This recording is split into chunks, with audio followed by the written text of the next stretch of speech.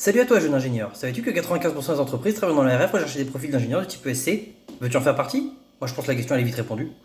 Plus sérieusement, grâce à l'option ESC et à l'ensemble des notions très précises qu'on a pu apprendre pendant cette dernière année d'école d'ingé, j'ai pu effectuer mon stage dans un laboratoire de recherche Thales qui s'est très bien passé et à la suite duquel on m'a proposé une offre de thèse. Donc je suis aujourd'hui en doctorat CIFRE, co-dirigé entre Thales et l'Université de Limoges. Et si j'en suis là aujourd'hui, c'est évidemment grâce à toutes les notions importantes et très précises qu'on a appris en ESC et grâce aussi au soutien des professeurs.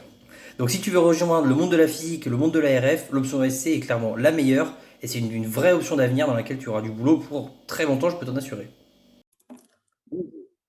J'hésite encore entre les options de troisième année à l'NCA. Laisse-moi te donner trois bonnes raisons de choisir ESC. La première des bonnes raisons, c'est que c'est l'option qui contient le plus d'électronique analogique. Donc si tu as choisi l'NCA car c'est l'école de l'électronique, continue.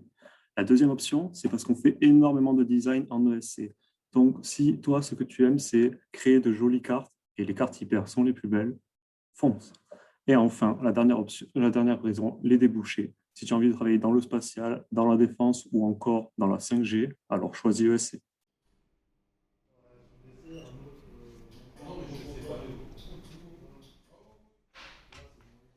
Ah, bonjour.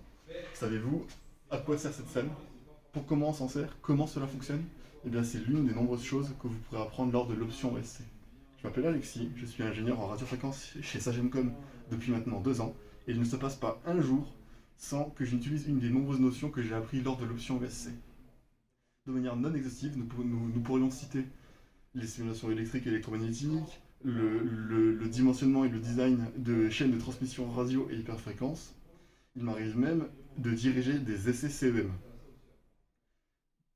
Toutes ces spécialités peuvent s'appliquer dans différents domaines qui sont en plein essor. Nous pouvons citer par exemple la 5G, le Wi-Fi 6 ou toutes les technologies IoT.